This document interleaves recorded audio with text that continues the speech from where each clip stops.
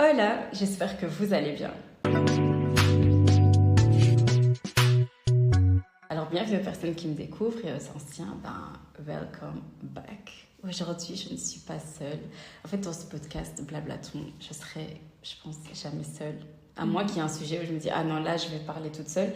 Mais sinon, je pense que je serai toujours avec des personnes qui ont des choses à dire par rapport au sujet qui seront choisis. Aujourd'hui, je suis avec Gisèle. Tu peux te présenter, dire ce que tu veux.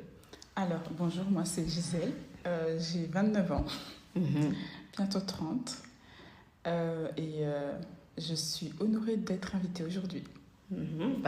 C'est vraiment avec plaisir. Et moi, je suis très contente que tu aies accepté d'être là parce qu'on va parler de quelque chose dont on a déjà parlé plusieurs fois. Et je pense que c'est pour ça que je voulais vraiment qu'elle soit là avec moi parce que je pense que tu as plein de choses à dire et à partager. Et voilà, aujourd'hui, le sujet, ce sera les blessures. Les blessures qui ont pu être là depuis l'enfance. Et puis, on va voir un peu quel impact ça a sur notre vie maintenant en tant qu'adulte. Gisèle, on va commencer directement. Je pense que la première question que j'ai envie de te poser, c'est est-ce que tu connais les 5 blessures de l'âme selon Lise Bourbeau? Oui, je connais. J'ai appris à les connaître justement, notamment ce processus de guérison. Et donc, les 5 blessures sont, si tu veux les dire. Alors, il y avait la blessure du rejet, l'humiliation, l'injustice, l'abandon. Il y avait quoi d'autre? La trahison. La trahison. Oh, j'ai oublié la plus importante. Il y avait la trahison. Et en fait, ces 5 blessures, elles vont nous amener à nous comporter d'une certaine façon. Selon Lise Bourbeau, encore une fois, quand on souffre d'une blessure, on va avoir un certain masque. Et ce masque-là, en fait, c'est un comportement qu'on va avoir pour éviter de se sentir blessé comme dans l'enfance. Donc, par exemple, tu as bien dit la blessure du rejet. La blessure du rejet, quelqu'un qui a souffert de ça ou qui a cette blessure-là qui est en lui, va apporter le masque du fuyant. Donc, le fuyant, c'est quelqu'un qui va fuir différentes situations, quelqu'un qui va rejeter avant d'être rejeté, etc. Mais je vous invite vraiment à cliquer sur le lien que je mettrai en barre d'infos. Comme ça, vous pouvez voir plus d'explications par rapport à toutes ces blessures-là. Et donc, tu as l'abandon, là, c'est le dépendant. Tu as l'humiliation, là, c'est le masochiste. Donc, quelqu'un qui va s'humilier soi-même avant qu'on puisse l'humilier. Mais il va faire ça pas par plaisir, mais il va faire ça pour essayer en fait de protéger son enfant intérieur. Il va se dire, je vais m'humilier moi-même avant que quelqu'un m'humilie pour ne pas ressentir la blessure que j'ai pu ressentir dans le passé. Voilà, c'est comme ça vraiment qu'il faut voir ça. Et donc, toi, tu m'as parlé d'un processus de guérison. C'est là que tu as appris à connaître ces blessures-là. Est-ce que tu peux nous en dire plus? Est-ce qu'il y a une blessure qui était plus dominante que... Quelle blessure... Dis-nous en juste plus. Voilà, j'ai arrêté de poser des questions, je vais te laisser parler, je vais te donner la parole. Personnellement, pour ma part, j'ai les 5 blessures de l'enfant. C'est sûr qu'il y a des périodes là où il y en a toujours eu 2 qui étaient plus dominantes que l'autre, parce que réellement, il y en a toujours 2 qui sont plus dominants que l'autre. Mais je rajouterais aussi, peut-être c'est parce que je suis un cas à part, mais ça dépend des domaines. Ok. Donc, il y a des blessures qui, dans la vie en société, avec des gens autour de nous, donc il y en aura 2. Et il y a 2 autres qui seront plus vers la vie professionnelle dans mon cas, ou la vie en communication avec l'humain, on va dire. Est-ce que tu peux nous donner des exemples pour que ce soit plus clair pour les personnes qui nous écoutent? Par exemple, dans la vie professionnelle, j'ai beaucoup eu la blessure de l'injustice. D'accord. Et de l'humiliation. Donc, il y a des domaines, même si pour les gens extérieurs, ils pouvaient se dire « Ah, mais oui, c'est ça et ça ». Moi, je me sentais... j'avais ce masque de personnes... comme je me rappelle plus quel est le mot qu'on utilise, mais comme si j'étais pas à ma place. Je me sentais vraiment comme quelqu'un qui n'avait pas fait allez, je prenais la place de quelqu'un d'autre. Est-ce qu'on parle du syndrome de l'imposteur, du coup? Oui, c'est vraiment pour moi, le syndrome d'imposteur fait partie de la blessure du rejet, parce que ça peut commencer par les autres, mais ça peut aussi commencer par nous-mêmes. Donc, c'est pas toujours les autres qui la causent, c'est parfois nous-mêmes qui nous causons cette propre blessure. Avec nos pensées? Oui, nos pensées. Donc, j'ai beaucoup eu ça dans le monde du travail. C'est vraiment l'injustice et le rejet, c'est vraiment ces deux-là. Mais dans le monde social, on va dire, c'était plutôt l'abandon, que ce soit en discutant avec des gens ou même l'humiliation aussi était beaucoup. Mais l'abandon et la trahison, c'est ce que j'ai beaucoup plus dans le monde, on va dire. Dans le monde, donc avec la famille, avec les amis. Les gens en général. Ok, du coup, est-ce que ça veut dire, parce que tu dis que l'abandon et l'humiliation, c'est ça? Oui. C'était les plus grosses. Est-ce que ça veut dire, parce qu'on souffre de l'abandon, on a le masque du dépendant, donc on va se comporter de façon dépendante, alors qu'au fond, on ne l'est pas vraiment, mais on va le faire pour éviter de se ressentir la blessure. Est-ce que tu te reconnais dans ce caractéristique? Alors oui et non, parce que moi j'ai jamais réellement été quelqu'un qui va et justement je voulais pas dépendre. J'ai toujours tout fait pour ne pas dépendre, jamais demander de l'aide même si j'en avais besoin. Moi c'était comme ça que je réagis à la dépendance, c'est de ne pas dépendre. Et justement ça aussi ça a causé des blessures parfois un peu plus profondes à l'abandon, parce que tu as parfois l'impression que les gens ne t'aident pas. En plus que souvent c'est toi qui ne donnes pas l'opportunité, on me l'a souvent reproché. Mais le souci aussi avec ça, c'est que même quand tu donnes la possibilité, les gens ne le font pas. Donc au final tu te dis pourquoi je le fais. Pourquoi je le fais. Donc, si je comprends bien, donc, toi, tu ne demandes pas aux gens de t'aider à faire quelque chose parce que tu as peur qu'on te dise non? Non, ou qu'on m'humilie en disant tu sais même pas le faire toi-même. C'est parce que déjà pour moi, demander de l'aide, c'est très difficile. Mais avouer que j'ai besoin d'aide sur des points là où je suis censée maîtriser, c'est un autre level. C'est autre chose. C'est autre chose. Et du coup, là, j'ai envie de reparler un peu de l'enfance, qu'on retourne un peu en arrière, parce que là, on parle du maintenant, que voilà, tu souffres de ça.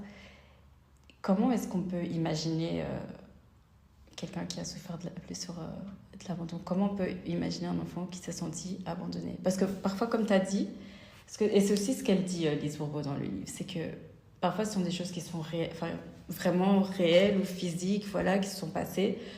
Mais parfois, c'est un ressenti qu'on a eu.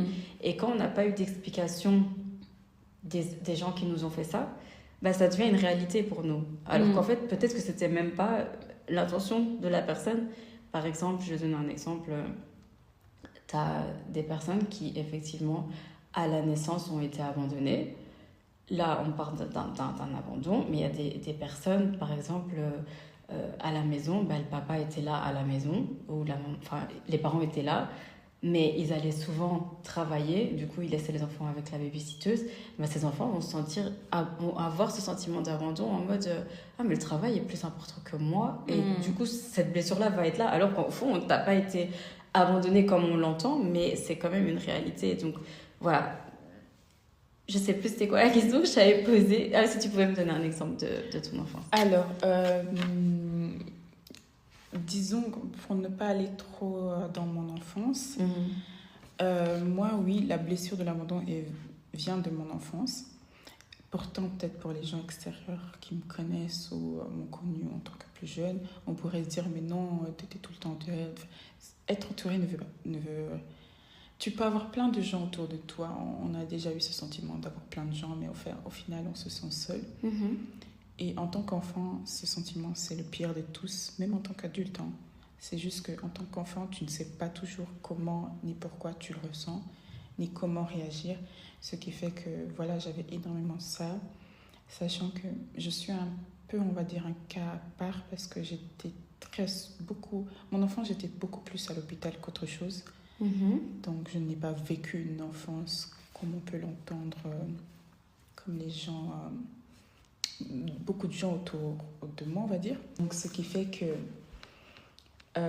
j'avais l'impression d'être bizarre et rejetée parce que tout le monde se comportait d'une façon et aussi différent avec moi. J'étais traitée différemment. Oui, où on te refusait de faire quelque chose parce que si, parce que ça. En fait, dans l'enfance, c'est vrai que c'est très compliqué. On ne peut pas toujours tout mettre sur le sentiment qu'on a parce que souvent, ça arrive que ça soit qu'un sentiment. Mais on va dire que dans mon cas, c'est quand même une réalité. Un sentiment qui, au début, était juste un sentiment, mais qui est devenu une réalité. Ce n'est pas la faute... on ne peut pas mettre la faute sur les parents ou quoi. Parce que ma mère a essayé, hein. Mais voilà, on est aussi dans un contexte qui est différent. Je suis enfant de réfugiés. C'est un contexte qui est un peu plus... à prendre avec des pincettes, quoi. Donc, qui joue aussi énormément sur les blessures et sur le comportement des gens, que ce soit les parents, que ce soit même avec le contact au monde, que ce soit l'école. L'école, on me mettait à côté parce que j'étais noire. C'est déjà là, tu te sens abandonnée par des gens qui sont censés avoir le même âge que toi, qui sont censés jouer. Tu te dis pas que les enfants vont être comme ça. Tu te sens abandonnée et rejetée aussi. Oui, donc déjà juste... les blessures de l'abandon ne sont pas seulement familiales. C'est vraiment le monde. À l'école, tu te sens rejetée, tu te sens abandonnée. Quand on commence à te traiter d'une autre façon, ça s'amplifie, sachant que on est quand même, on va dire, beaucoup plus à l'école qu'à la maison. Exactement, c'est vrai, c'est une réalité. Donc, c'est quand même l'école qui a beaucoup plus d'impact. La maison aussi en a, mais il y a des cas, on ne peut pas totalement prendre ça en compte.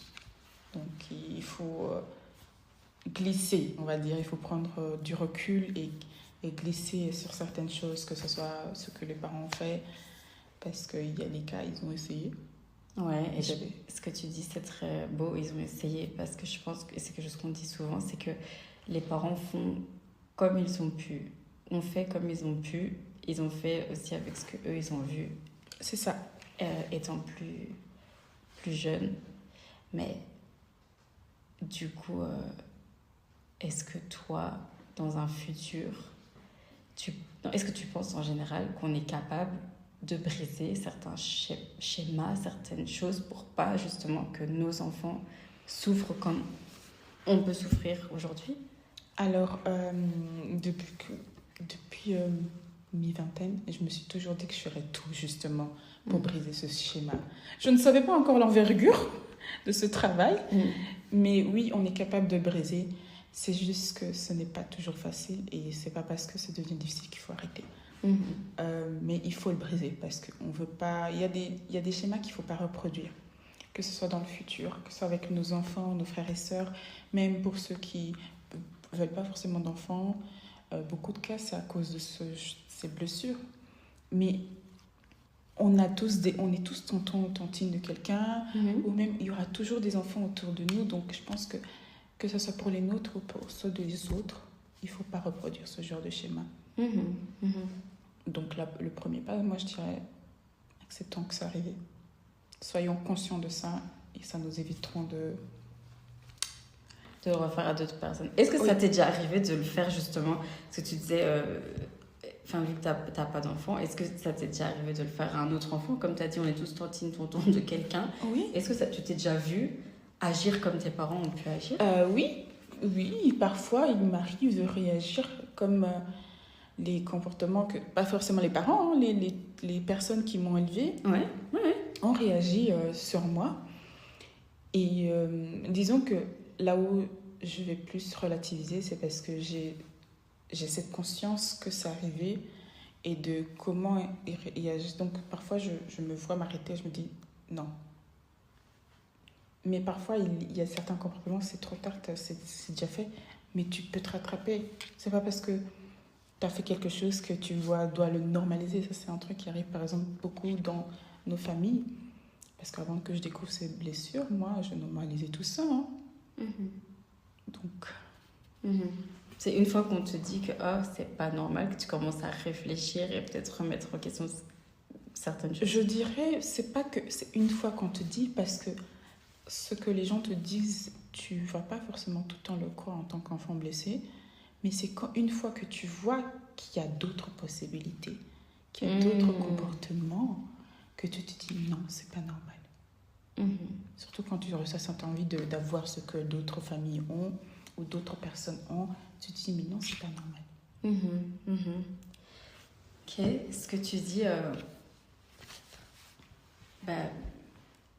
je me suis toujours posé la question, enfin c'est même pas que je me suis toujours posé la question, c'est quand je regarde moi-même ma vie, les blessures de l'enfance, peut-être que, enfin, parce que je trouve ça super important d'aller voir des psychologues, etc. Et donc, en parlant avec la psy, une fois, elle me demandait, mais comment ça se fait? Parce que toi, tu as parlé de tes blessures. Moi, je dirais plus, en tout cas, la blessure qui est plus dominante et genre qui a vraiment un impact sur ma vie maintenant, c'est la blessure d'abandon. Et donc, elle me demandait, mais est-ce que vous avez une idée de quand ça a commencé? Et j'arrivais pas. On pouvait creuser partout. J'arrivais pas à voir à quel moment je me suis sentie abandonnée. Je disais, mais j'ai des parents aimants, j'ai eu ça. Mais moi, je crois vraiment que c'est mes relations amoureuses qui ont créé ça. Et elle me disait, ah oui, mais elle voulait continuer à aller dans mon enfance. Mais je disais, je crois vraiment pas que c'est là que ça a commencé. C'est vraiment des hommes qui m'ont fait ça et qui ont fait que je suis comme ça aujourd'hui. Et donc, dans le livre, Lise Bourbeau, elle dit que ce sont des blessures qui sont apparues avant 12 ans. Mais moi, je pense que c'est possible que ces blessures-là viennent étant ado ou jeune adulte ou adulte. Qu'est-ce que toi, tu penses de ça?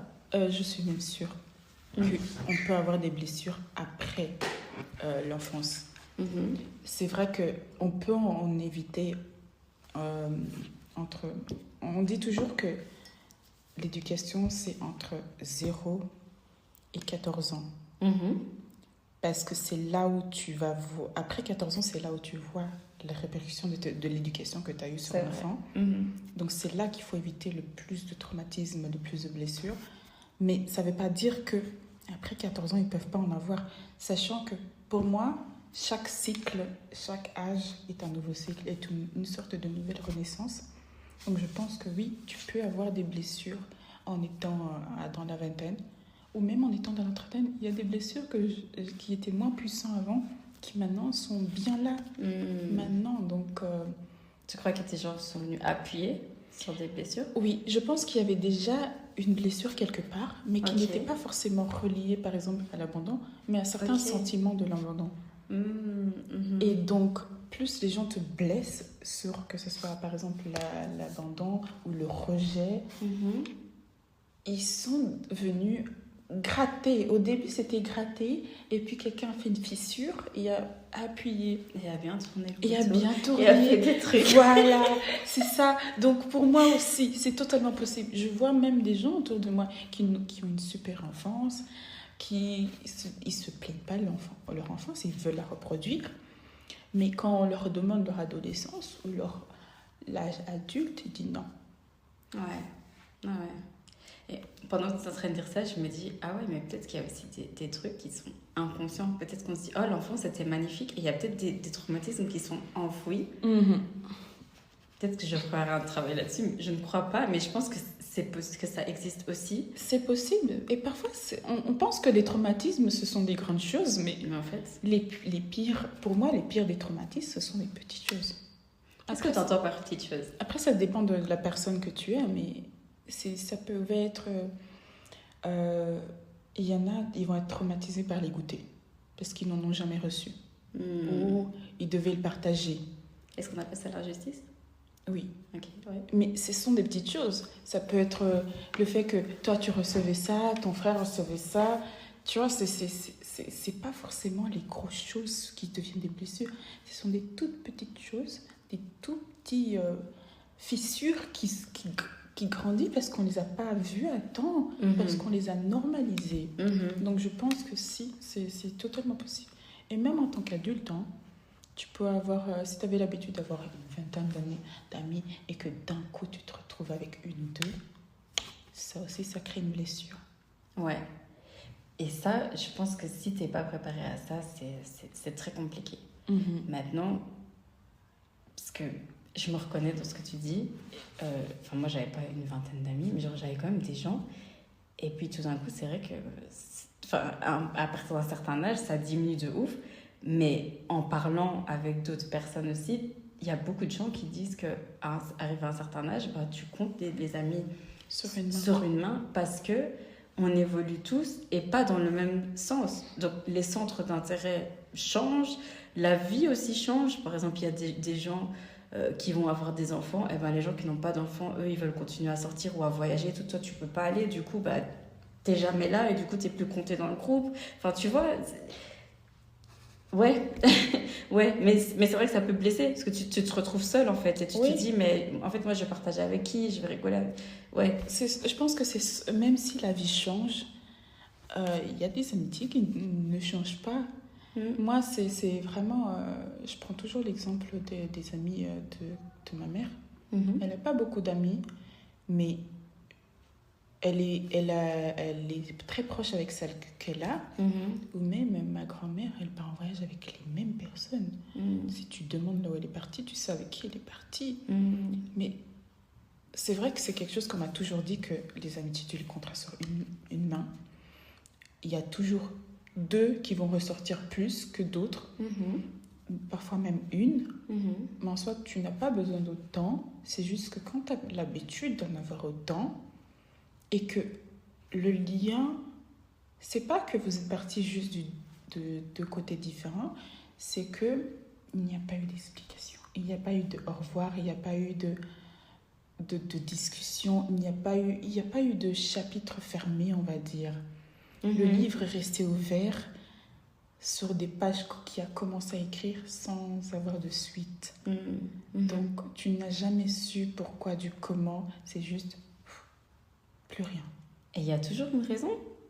Mais si on se parle plus, est-ce qu'il y a toujours une raison? Pour moi, si on parle plus, mais qu'on se parle de temps en temps, c'est une différence, tu vois. On peut avoir deux vies différentes. On a deux vies différentes. Ouais, exactement. Mais est-ce que c'est pour autant une raison qu'on se dise on n'est plus amis? Non. Sachant... Parce qu'on veut rester amis. Oui. En fait, il y a une volonté de se dire... Il y a une volonté. Bah... Ouais. Et il y a des actions, on sait tous les deux que nos vies sont... Mais on essaiera toujours de faire en sorte que... Peut-être on va s'appeler une fois par mois ou se voir une fois par mois ou par semaine. C'est vrai que la vie d'adulte, c'est quelque chose. Hein. Bonne chance à vous qui y rentrez. Mais je trouve que... Non, désolée, mais j'ai vu les amitiés de mes tantes qui sont plus âgées que moi, mes cousines. Il n'y a pas d'excuse. Ouais. Ils sont amis depuis 40 ans. J'en ai une qui est la marraine de son fils. Désolée, il n'y a pas d'excuse. Et pourtant, ils ont deux vies opposées. Hein. Ouais. Et ils ne sont même pas dans le même pays. Donc, quelle est pour toi l'excuse assez dire? Il y a des gens, ils déménagent à l'autre bout du monde, ils restent amis. Et c'est comme si rien n'avait changé. Voilà, ils se voient et c'est... Ouais, c'est vrai. Donc, du coup, ça me fait grave réfléchir. Je pense que c'est surtout volonté de... Tu peux dire, ok, c'est vrai que là, ma vie est différente, j'aurai moins de temps, mais vous vous dites les choses. Vous dites, ok, moi j'ai beaucoup plus. Moi, je n'aime plus faire ça parce que en tant qu'humain, on évolue tous les jours. En tout cas, si tu veux... l'humain est censé évoluer tous les jours. Pas une fois par an, pas une fois par mois, mais tous les jours. Ouais. Tous les jours, tu te réveilles, tu as d'autres envies, tu as d'autres besoins. En tant que femme, encore plus, parce qu'on a beaucoup plus de choses qui jouent avec. Mais c'est pas ces changements qui vont changer la base. C'est pas parce que maintenant tu aimes le rose, que moi j'aime le rouge, qu'on va plus être amis. C'est pas parce que toi tu as un enfant que j'en ai pas qu'on va plus être amis. Pour moi, c'est pas assez. En tout cas, ma vision de l'amitié, avec l'âge, ça évolue. avec l'âge, j'ai des standards très élevés, mais je sais pourquoi je les ai, tu vois. Mais c'est pas des petites choses qui vont faire que du jour au lendemain, je vais arrêter de te parler. Et si j'arrête, je te donnerai une explication. Bon, si par exemple, ta vie ne correspond pas à ma vision de la vie ou de mon chemin, et que ça va vraiment trop à l'opposé, là, je te dirais, écoute, ça rentre pas dans les équations. Il vaut mieux qu'on se sépare. Mais au moins, tu donneras une explication. Parce que c'est... En fait, tu parles et... C'est de l'abandon. Il y a des choses qui deviennent claires dans ma tête. Et je me dis, mais c'est vrai, il y a des gens qui parlent plus ou beaucoup moins, mais il n'y a pas eu d'explication, tu vois. Et donc, tu te poses des questions. Mais du coup, je me remets aussi un peu en question parce que je me dis, mais pourquoi je n'ose pas demander pourquoi on ne parle plus, tu vois? Pourquoi je ne fais pas ce pas-là aussi de comprendre? C'est-à-dire que peut-être que... C'est pas que je m'en fous, mais peut-être que... Je pense que c'est surtout une peur. Ouais. Tu sais déjà ce qu'est la réponse, mais tu ne veux pas l'entendre. Tu vois, quand tu vois quelque chose, tu sais que c'est vrai. Ouais. Tu le vis pour le savoir que c'est vrai. Ouais. Mais le lire ou l'entendre le rend la chose encore plus réaliste. C'est horrible. C'est vrai. On va donner un exemple tout bête. Tu vois que tu as pris du poids dans tes habits quand tu mets les tenues. Tu le vois dans le miroir. Mais dans ta tête, t'es encore il y a 20 ans, quand j'avais un jean de 40, je portais encore des skinny. Tu revois les photos, tu te dis, merde alors. Dire qu'à ce moment-là, je me disais grosse. Tu vois, c'est la réalité. C'est à ce moment-là que tu comprends. Voilà. Ou bien, même pas que tu comprends, mais que tu te dis, je peux plus faire semblant. Voilà, et c'est la réalité qui te frappe. Et même quand tu vois dans ton miroir, tu commences à la voir, la réalité, tu dis... Parce que c'est... En fait, il y a body dysmorphia, je ne sais pas comment on dit en français, mais...